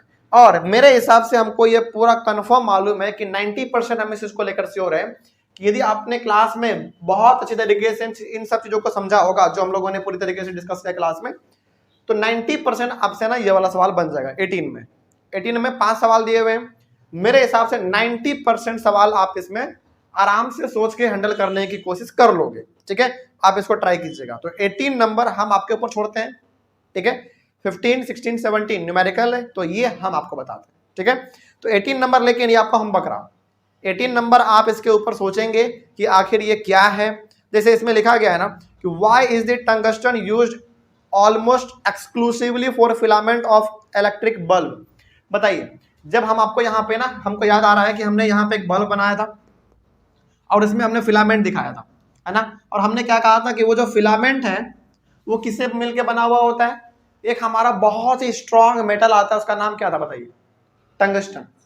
यानी कि वो फिलामेंट या तो टंगस्टन का बना हुआ होता है या फिर किसी अलॉय का बना हुआ होता है। अच्छा, किसी अलॉय का या फिर किसी जैसे हमने कहा कि ये जो हमारा फिलामेंट होता है वो या तो टंगस्टन से मिलकर बना हो सकता है या फिर किसी अलॉय का। बताइए आखिर हम उस फिलामेंट में टंगस्टन ही इस्तेमाल क्यों करते हैं या फिर अलॉय ही इस्तेमाल क्यों करते हैं, वही आपसे पूछ रहा है। क्या इसका जवाब आप नहीं जानते हैं? इसका जवाब क्या था? इसलिए हम लोग इस्तेमाल करते हैं क्योंकि उसका मेल्टिंग पॉइंट बहुत ही हाई होता है। सिंपल, तो वही उसमें लिखना होता है इसमें। जैसे सवाल क्या था आपका कि why is it tungsten used almost exclusively for filament of electric bulb. Simple सी बात है, यानी कि बल्ब के फिलामेंट में आप टंगस्टन ही इस्तेमाल क्यों करते हैं।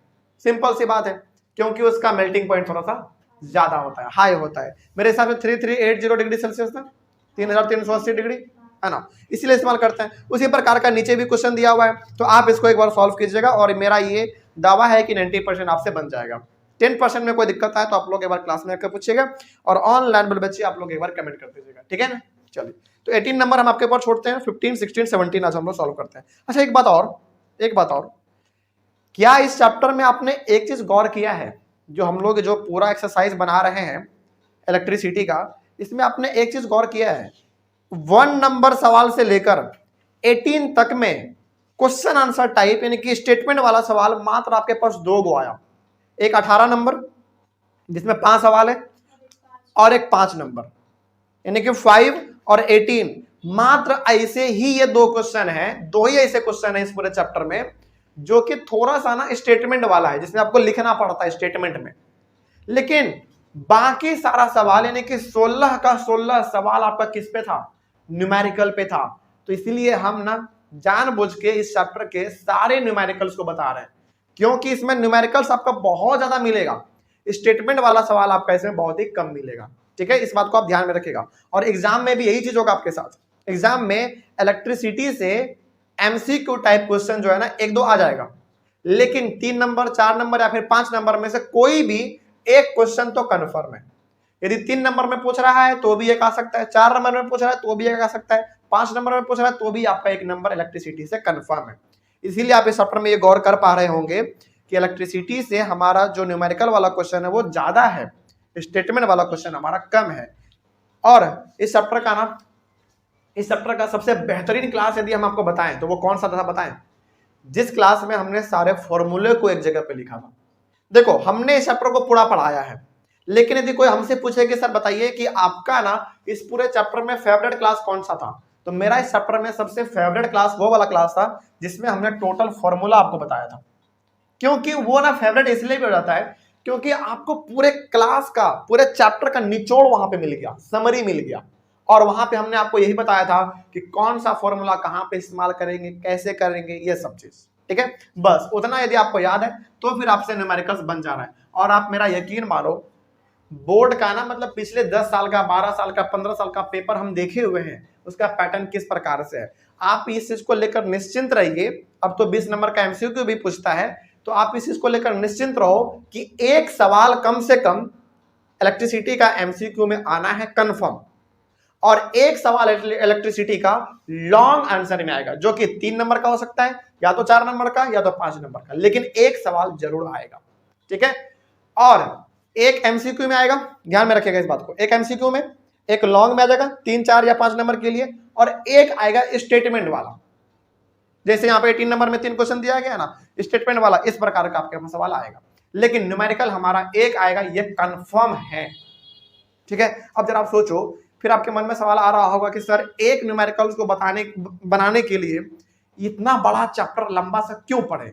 देखो, यदि इस प्रकार से आप सवाल पूछोगे ना, तब तो फिर आपको कोई चैप्टर ही नहीं पढ़ना चाहिए। सही बात है ना, क्योंकि इस पूरे चैप्टर में आपको मतलब पूरे बुक में कितना चैप्टर है? वही 13-14 चैप्टर है, 13 चैप्टर है। अब मान लीजिए कि 13 चैप्टर से यदि एक एक क्वेश्चन भी आ रहा है, तो आप क्या बोलोगे कि सर एक क्वेश्चन के लिए हम ये पूरा चैप्टर क्यों पढ़े? इसका मतलब फिर तो आपको कोई भी नहीं पढ़ना चाहिए, इसका मतलब आपको पूरा पढ़ना चाहिए। समझ में आ गया बात? क्योंकि यहाँ पे ना एक एक नंबर से फर्क पड़ता है सीबीएसई में। ठीक है, खैर ये तो कुछ एडिशनल बातें हो गई, ऐसा हम लोग क्लास में हमारा चर्चा चलता रहेगा। लेकिन पहले मेरा मकसद है कि आपका सिलेबस अच्छे तरीके से खत्म कर दिया जाए, फिर आपको प्रैक्टिस 10 साल का, 12 साल का पेपर, ये सब पूरा प्रैक्टिस करवाया जाएगा। ठीक है, बोर्ड का पैटर्न क्या है, उस कैसे आंसर राइटिंग लिखना होता है, किस तरीके का वेटेज रहता है, मार्किंग स्कीम क्या रहता है सीबीएसई का, सारा कुछ बताएंगे। ठीक है, चलिए खैर ये सब बात हम लोग का क्लास में चलता रहेगा, बीच बीच में कभी कभी हो गया तो ठीक है। चलिए 15 नंबर हमारा थोड़ा सा सवाल देखा जाए, इसमें क्या कहा गया है, बहुत ध्यान से समझेंगे। 15 नंबर क्या है? 2 लैंप्स 1 रेटेड। अच्छा, इसमें 2 लैंप का आना, तो आप यहाँ पे इसको थोड़ा सा ऐसे कर लीजिए, थोड़ा सा आपके लिए आसान हो जाएगा। 2 लैंप कहा तो लैंप ए, आप इसको ऐसे बना लो,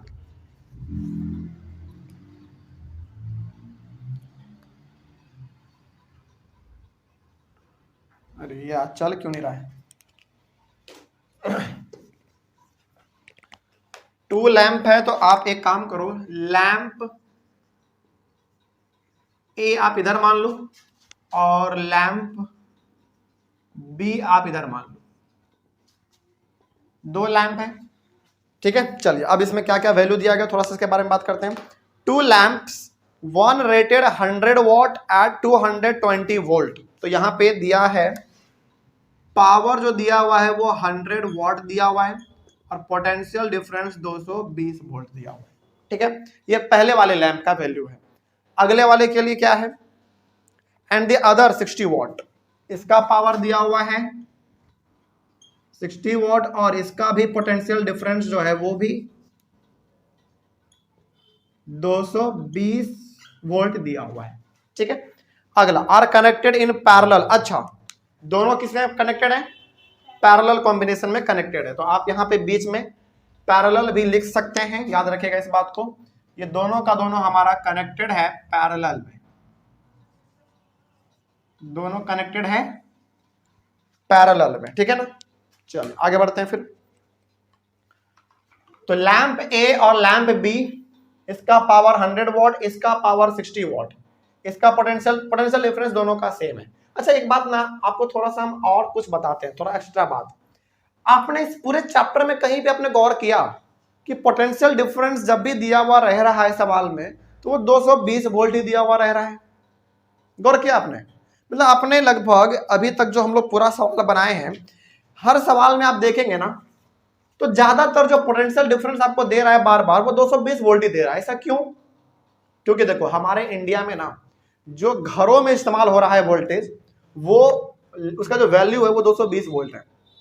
मतलब हमारे इंडिया के पूरे इंडिया के घरों में जो पोटेंशियल डिफरेंस प्रोवाइड किया जा रहा है, जो वोल्टेज प्रोवाइड किया जा रहा है, वो 220 वोल्ट प्रोवाइड किया जा रहा है। अच्छा अब यहाँ पे ना थोड़ा सा आपको एक लॉजिक बताते हैं, थोड़ा सा ये आखिर कैसे काम करता है, बहुत इंपॉर्टेंट है, समझिएगा। देखिए सपोज करो कि आप गए दुबई, ठीक है, और दुबई बहुत चर्चित जगह है, बहुत प्रसिद्ध है, फेमस है। सपोज करो कि आप गए दुबई और वहां पे ना आईफोन आपको सस्ता मिला और आप वो आईफोन लेकर इंडिया आ गए, ठीक है। क्योंकि आपने वहां पे आईफोन खरीदा तो उसका चार्जर भी आपको मिला होगा, ठीक है, तो आप यहाँ पे लेकर आ गए। क्या वो चार्जर दुबई में जो आपने खरीदा, फोन चार्जर जो भी आपने खरीदा, क्या वो जब आप इंडिया में लाओगे तो क्या वही चार्जर प्रॉपरली फंक्शन करेगा? नहीं करेगा। क्यों नहीं करेगा? क्योंकि देखो बिल्कुल आपने खरीदा कहां पे? दुबई में। इसका मतलब है बना कहां पे होगा? दुबई में बना होगा। तो वहां का पोटेंशियल डिफरेंस कुछ और रहता है, यहां का पोटेंशियल डिफरेंस कुछ और है। इसका मतलब है कि जो चार्जर आप वहां पे इस्तेमाल कर रहे हैं, जरूरी नहीं है कि वही चार्जर आप इंडिया में लाओगे तो इस्तेमाल कर पाओगे, बिल्कुल भी नहीं। उसी प्रकार का सेम चीज हमारा यहाँ पे भी होता है। मान लीजिए कि हम अपना फोन चार्जर सब कुछ लेकर एक ट्रिप पे गए, कहाँ? अमेरिका सपोज कीजिए। तो चूंकि हम ट्रिप पे जा रहे हैं अमेरिका, तो हमको क्या करना पड़ेगा? अपना फोन चार्जर सब कुछ लेके जाना पड़ेगा। और हम कोशिश कर रहे हैं वहां पे जाके कि अब मेरा फोन जो है ना चार्ज हो जाए। लेकिन क्या आपका वो चार्ज, चलो चार्ज काम तो करेगा, ठीक है, चार्ज खराब थोड़ी हो जाएगा। यहां से वहां गए तो क्या चार्ज खराब हो जाएगा? नहीं, प्लग तो आपका ठीक रहेगा। लेकिन क्या प्रॉपरली वो फंक्शन कर पाएगा? नहीं कर पाएगा। इसीलिए जो सबसे बड़ा समस्या होता है ना किसी भी लोगों के लिए जो अलग अलग कंट्री में जाके फोन या फिर कोई गैजेट खरीदते हैं, उनके लिए समस्या ये होता है कि यार वहां पे तो काम अच्छे तरीके से करता है, लेकिन जब इंडिया लेकर आते हैं ना अच्छे तरीके से काम नहीं करता वो। इसीलिए हर आदमी जब बाहर जाता है ना, जब विदेश जाता है, तो वहां पे वो खास करके इलेक्ट्रिकल कंपोनेंट नहीं खरीदना चाहता है, क्योंकि उसको मालूम है खरीद लेंगे यहां पे काम करेगा बढ़िया, इंडिया में भी काम करेगा, लेकिन उतना मजेदार तरीके से काम नहीं करेगा। बात समझ आ रही है? इसीलिए हर कंट्री का अपना पोटेंशियल डिफरेंस का वैल्यू अलग अलग होता है। चाइना में कुछ और है। अच्छा फिर आपके मन में सवाल आया होगा कि सर हम लोग फोन खरीदते हैं मेड इन चाइना, चार्जर खरीदते हैं उसमें लिखा हुआ रहता है मेड इन चाइना, इंडिया में लगाते हैं तो हमारा चार्जर उठा लेता है, अच्छा से काम करता है। देखो इसमें ना आपका बहुत बड़ा गलतफहमी है। आपका जो प्रोडक्ट है ना फोन में वो कंप्लीटली चाइना का है, लेकिन उसको असेंबल कहां पे किया गया, यानी कि उसको डिजाइन कहां पे किया गया? इंडिया में। इसीलिए आप प्रोडक्ट में दो चीज देखो, कभी भी प्रोडक्ट जब भी आप कोई इस्तेमाल करते हैं ना तो उसमें दो चीज देखो। पहला मेड इन कहां है, यानी कि मेड इन चाइना है, इसका मतलब ये नहीं कि चाइना में बना है। फिर उसके नीचे ना एक और चीज लिखा हुआ रहता है असेंबल। यदि मान लीजिए कोई प्रोडक्ट है, सपोज कीजिए, चलो मान लेते हैं, सपोज करो कि ये मेरा माउस है, ठीक है, तो इसमें कहां का बना हुआ है ये? हाँ देखो ये मेड इन चाइना का बना हुआ है, इसमें लिखा हुआ भी है, ठीक है, मेड इन चाइना। ये मेड इन चाइना है, ठीक है, इसका मतलब है ये प्रोडक्ट कहां पे बना है? चाइना में बना है। इसका मतलब है कि चाइना में यदि ये बना होगा तो वहां का पोटेंशियल डिफरेंस, करंट सब उसके अकॉर्डिंग बना होगा। लेकिन हम लोग इसको इस्तेमाल कर रहे हैं कहां पे? इंडिया में। फिर ये काम अच्छी तरीके से क्यों कर रहा है? देखो इसमें ना दो चीज आपको ध्यान रखना है। जब भी किसी प्रोडक्ट के ऊपर मेड इन चाइना लिखा हुआ रहे, इसका मतलब आपको ये नहीं समझना है कि वो चाइना का ही है। इसका मतलब है कि उसमें जो सामान लगे हुए हैं, जो उसमें कंपोनेंट है, वो चाइना का है, लेकिन उसको जो तैयार किया गया, उसको जो फिट किया गया, उसको जो उसका स्ट्रक्चर दिया गया, वो इंडिया में दिया गया। इसीलिए चलो आप कभी ना इसका एग्जांपल ऐसे समझो।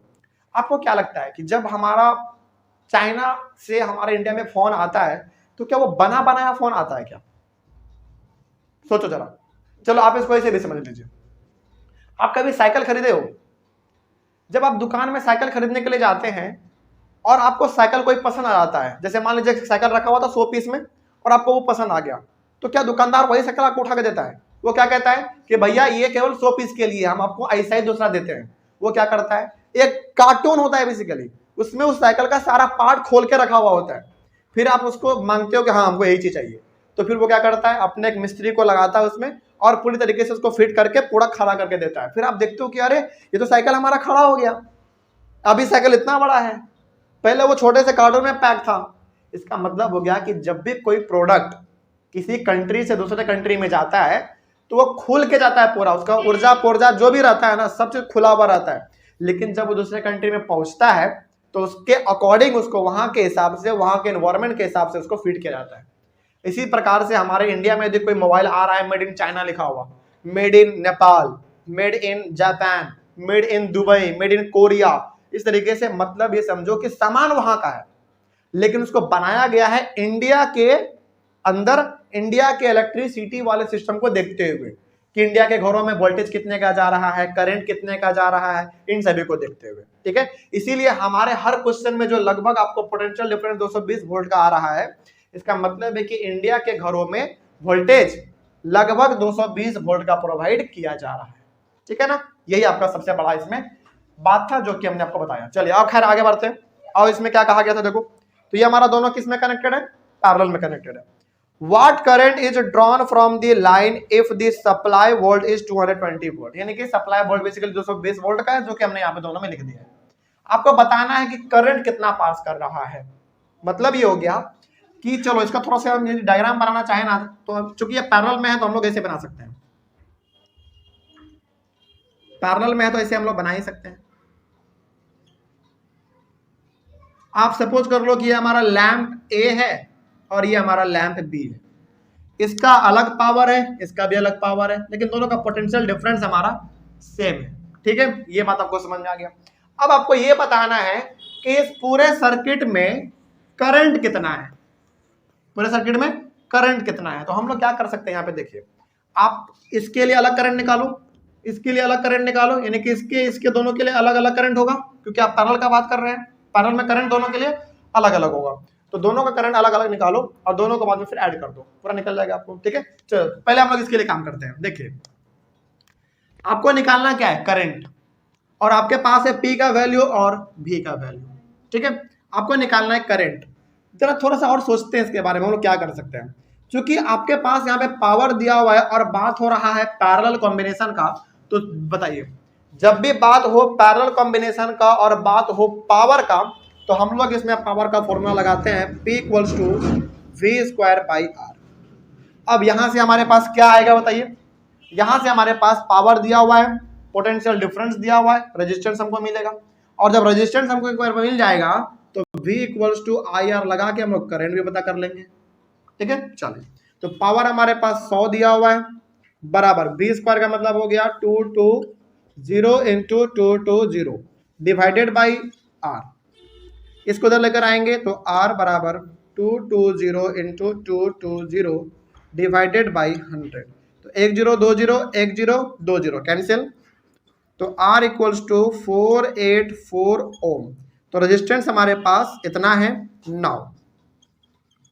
देखिए आपको निकालना है करंट। अब आपके मन में सवाल ये भी आया होगा कि सर हमको निकालना है करंट, आप निकाल रहे हैं रेजिस्टेंस, क्योंकि देखो आप जब करंट निकालोगे ना उसके लिए आपको रेजिस्टेंस चाहिए ही, क्योंकि तभी तो आप इस पर लगा पाओगे V इक्वल्स टू IR। अब इसका मतलब हो गया कि इस पूरे सर्किट में जो रेजिस्टेंस हमारा है वो इतना है। ठीक है, अब करंट यदि हम लोग निकालना चाहें तो हम लोग निकाल सकते हैं। अब V इक्वल्स टू IR, चलिए, तो भी हमारे पास दिया हुआ है 220, I निकालना है, I इधर रहने दो, रेजिस्टेंस हमारे इधर आ जाएगा तो 484, 220 और रेजिस्टेंस 484। ठीक है, इतना आएगा। इसको थोड़ा सा सॉल्व कर लिया जाए तो कितना आ सकता है, चलिए थोड़ा सा कर लेते हैं इसको हम लोग सॉल्व।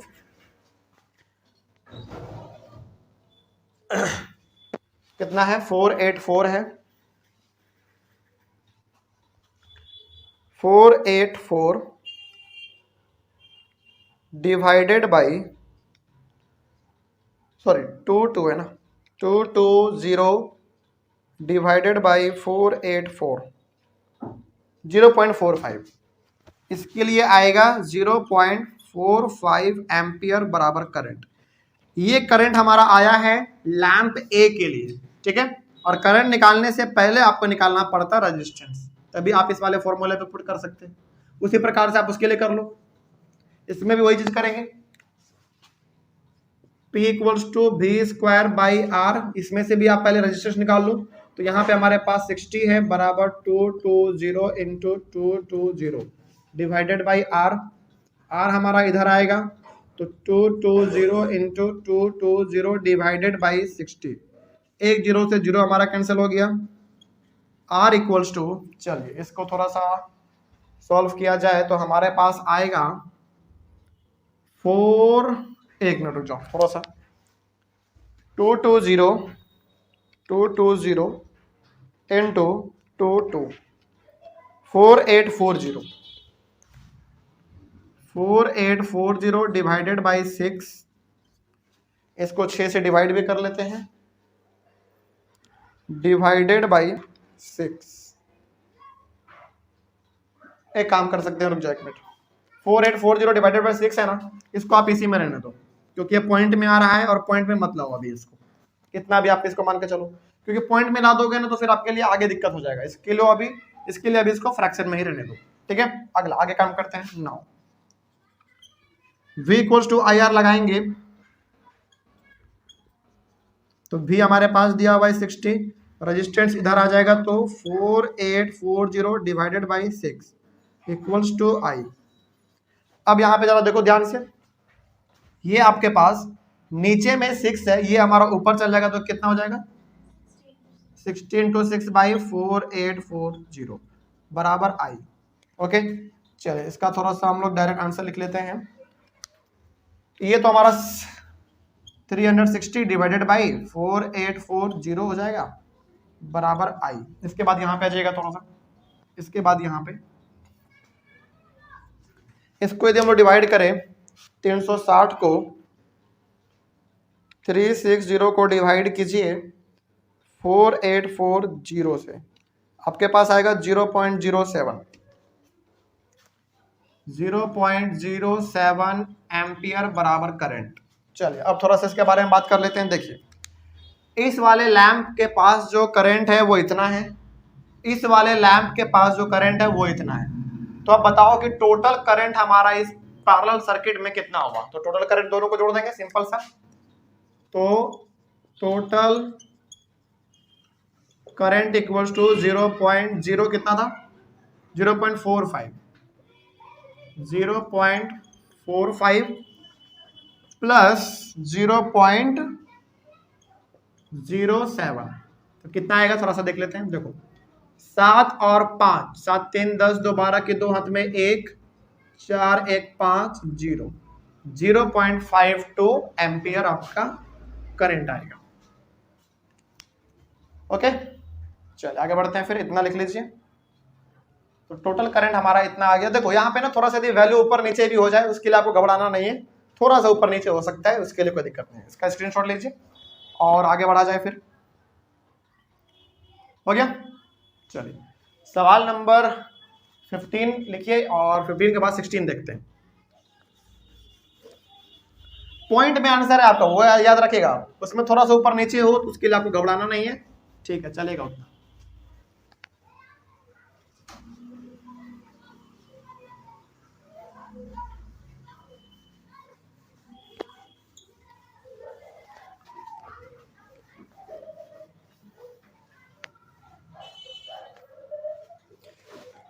सिक्सटीन नंबर देखिए, सॉल्यूशन 16 क्या कह रहा है पहले पढ़ लेते हैं, उसके बाद फिर इसको देखा जाएगा। इसमें कहा जा रहा है कि which uses more energy, a 250 watt TV set in 1 hour और a 1200 watt toaster in 10 minutes। चलिए यहाँ पे दो चीजों के बारे में बात हुआ, एक टीवी के बारे में और एक टोस्टर के बारे में, ठीक है। तो एक तरफ आप लिखो टीवी और एक तरफ आप लिखो टोस्टर। यहाँ पे लिख दो टीवी और यहाँ पे लिख दो टोस्टर। यहाँ पे भी वैसे ही कर लेंगे हम लोग, थोड़ा सा दोनों को अलग अलग काम कर लेंगे। चलिए जरा देखिए ध्यान से, इसमें क्या वैल्यू दिया गया टीवी में। टीवी में पावर है 250 वॉट और इसमें टाइम कितना दिया गया है 1 आवर। चलिए इसमें टाइम है 1 आवर। लेकिन यहाँ पे थोड़ा सा ध्यान से देखो तो पावर तो अपने SI यूनिट में है, ठीक है, लेकिन क्या टाइम अपने SI यूनिट में है? नहीं, ये घंटे में है। तो इसको हम लोग अपने पहले सेकंड में कन्वर्ट करेंगे तो 1 घंटा में हमारा होता है 3600 सेकंड, ठीक है। अब टोस्टर के लिए कितना दिया गया पावर, जरा वही बता दीजिए। 1200 ना, 1200 वॉट दिया गया है, ठीक है। लेकिन इसमें टाइम कितना दिया गया है 10 मिनट्स, 10 मिनट्स, ठीक है। लेकिन ये भी अपने ऐसे यूनिट में नहीं है, तो 60 × 10 कर देंगे तो हमारे पास आ जाएगा 600 सेकंड, ठीक है। चलिए अब इसमें हमसे पूछा गया है कि बताओ टीवी ज्यादा एनर्जी इस्तेमाल कर रहा है या टोस्टर ज्यादा एनर्जी इस्तेमाल कर रहा है। चलिए अब हम आपसे पूछेंगे, क्योंकि हमने आपको बताया है यहाँ पे बात हुआ पावर का और यहाँ पे भी बात हो रहा है पावर का, और बात कर रहा है यानी कि पूछा जा रहा है आपसे एनर्जी। तो हमने आपको बताया था जब भी बात हो पावर और एनर्जी का तो वहां पे फॉर्मूला कौन सा लगता है बताइए। बिल्कुल, जब भी बात हो पावर और एनर्जी दोनों का साथ साथ, पावर और एनर्जी दोनों का जब भी बात हो जाए एक ही क्वेश्चन में, इसका मतलब आपको उसमें लगाना है पावर का फॉर्मूला P = E/T, ओके। और हमने यहाँ पे कहा था कि E के जगह पे और क्या आ सकता है, W आ सकता है, ठीक है। चलिए तो यहाँ पे हम लोग निकालते हैं पहले एनर्जी अपना। तो पावर का वैल्यू, तो पावर तो हमारे पास दिया हुआ है 250 बराबर, E नहीं है वही तो निकालना है, और टाइम हमारे पास है 3600। ये इधर आ जाएगा तो हमारे पास हो जाएगा ये हो जाएगा 250 × 3600 बराबर E।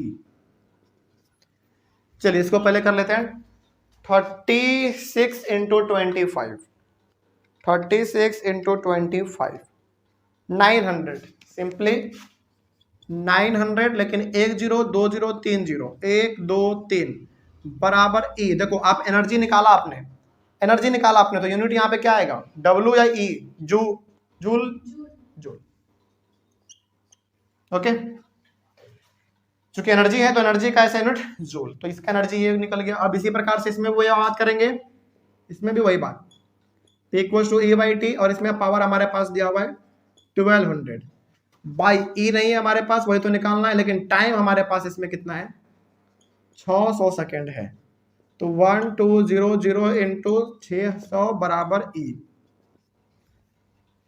72 7 2 1 2 3 4 1 2 3 4 जूल बराबर एनर्जी, ठीक है। लेकिन देखो इतना बड़ा वैल्यू आ रहा है, आपको न्यूमेरिकल्स में नहीं रखना है, इसके लिए थोड़ा सा हम लोग सॉल्व कर लेंगे। और देखिए हमने आपको यहाँ पे बताया क्या है, एक डिजिट के बाद आप दे दो पॉइंट, तो 9.9 आपने यहाँ पे ना देखो 9 पॉइंट दे दिया आपने। तो अब आप देखो कि आपने कितने डिजिट पहले पॉइंट दिया आपने, 1 2 3 4 5, तो यहाँ पे ना 9 पॉइंट देने की जरूरत है। अच्छा चलो आपके हिसाब से सर 9 पॉइंट यदि हम यहाँ पे 0 0 दे दे, या फिर ऐसे भी समझो, चलो 1 मिनट समझाते हैं। यदि हम 9 × 10⁵ जूल लिख देंगे तो क्या कोई दिक्कत होगा? यह भी सही बात है, क्योंकि सिंपल से इसका मतलब है कि आपने 9 के बाद पॉइंट दिया होगा, और पॉइंट का सिंपल से यहाँ पे मतलब कुछ नहीं है। तो 9 पॉइंट आपने दिया, और या फिर आप उसको समझ में नहीं आ रहा ना उतना भी, तो आप सिंपल से समझो कि 9, चलो थोड़ा सा एक स्टेप और समझा देते हैं, नहीं तो फिर आप कंफ्यूज हो जाओगे। 9 × हमारे पास 1 2 3 4 5 है, तो 1 2 3 4 5, ये भी तो हम लिख सकते हैं ना, ये भी लिख सकते हैं। अब क्या करेंगे आप, 9 रहने दो, इसको आप सिंपल सा 10⁵ जूल कर दो बराबर एनर्जी। ये समझाना चाहते थे, अब समझा गया आपको। चलो अब ये वाला आ जाओ, इसको देखो कैसे कर सकते हैं। ये तो सिंपल सा हमारा 9 था, यहाँ पे ना 72 है, तो हम लोग इसमें क्या कर सकते हैं 7.2 कर सकते हैं। अब यहाँ पे देखो फिर आपने कितने डिजिट पहले पॉइंट दिया आपने, तो 1 2 3 4 5 ना, तो 10⁵ बराबर E। तो अब यहाँ पे देखो आपसे पूछा जा रहा था कि इन दोनों में से एनर्जी ज्यादा कौन इस्तेमाल कर रहा है। तो आपने यहाँ का एनर्जी निकाला 9 इंटू 10⁵ जूल, यहाँ पे 7.2 इंटू 10⁵ जूल। तो ज्यादा एनर्जी कौन इस्तेमाल कर रहा है, ये टीवी या फिर टोस्टर? टीवी। तो यहाँ पे लिख देंगे हम लोग टीवी यूजेस मोर एनर्जी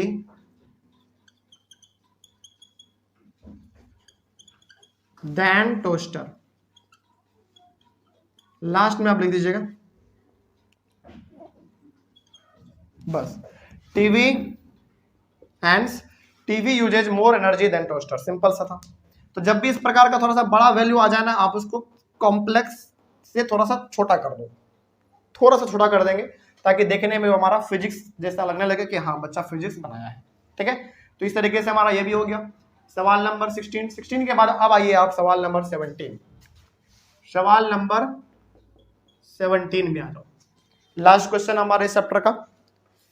इसमें कहा गया है an electric heater of resistance 8 ओम। चलिए पहले आप यहाँ पे लिख लो, रेजिस्टेंस हमारे पास है 8 ओम, ठीक है। उसके बाद और इसमें कहा गया है ड्रॉज 15 एम्पियर, यानी कि करंट आपके पास है 15 एम्पियर, करंट है 15 एम्पियर, ठीक है। और इसमें क्या दिया है 2 आवर, यानी कि टाइम भी दिया हुआ है, ठीक है। वैल्यू भी हमारे पास 2 आवर है, ये अपने SI यूनिट में नहीं है।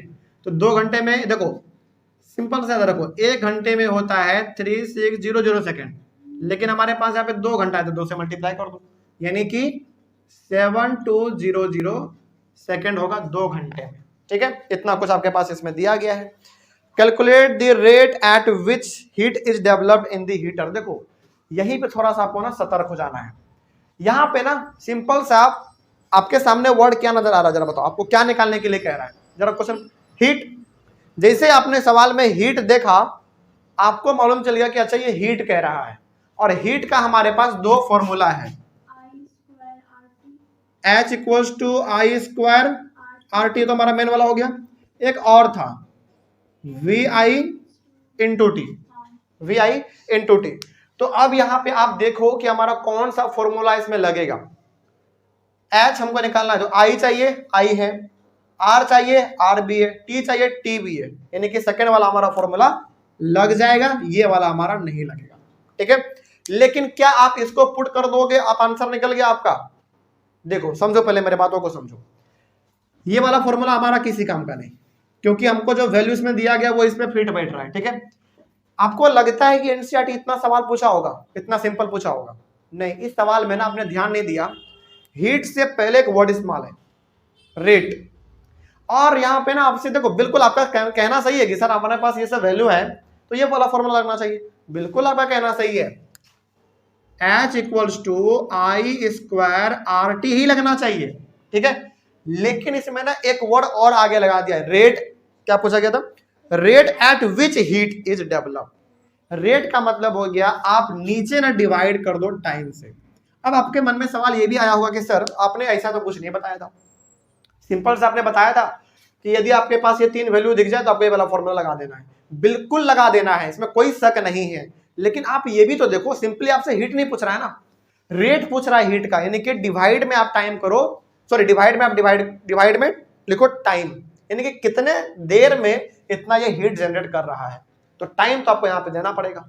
अच्छा यहाँ और यहाँ पे ना इस बात को आप मतलब इस क्वेश्चन को आप स्टार मार्क कर लो, जब भी रेट पूछ दे समझ जाइएगा कि नीचे आपको डिवाइड करना पड़ेगा टाइम से, ठीक है। चलिए, तो ये वाला आपका सवाल थोड़ा सा नया भी था। तो यदि इसमें ना रेट नहीं पूछता ना, तो हम नॉर्मली इस प्रकार के सवाल इस प्रकार के वैल्यू को देखकर ये वाला फॉर्मूला लगाते हैं, आंसर निकाल देते हैं, इसमें कोई दिक्कत नहीं था। लेकिन पूछ दिया रेट, तो रेट का मतलब होता है कि वो आखिर किस रफ्तार से या फिर किस गति से हीट डेवलप करेगा। तो टाइम तो हमारा फॉर्मूला में रहेगा ही, और नीचे फिर से आप टाइम से डिवाइड करो। आपके पास यहाँ पे क्या दिख रहा है जरा देखो तो, टी से टी क्या हो जाएगा, कैंसिल हो जाएगा ना, टी से टी कैंसिल हो गया।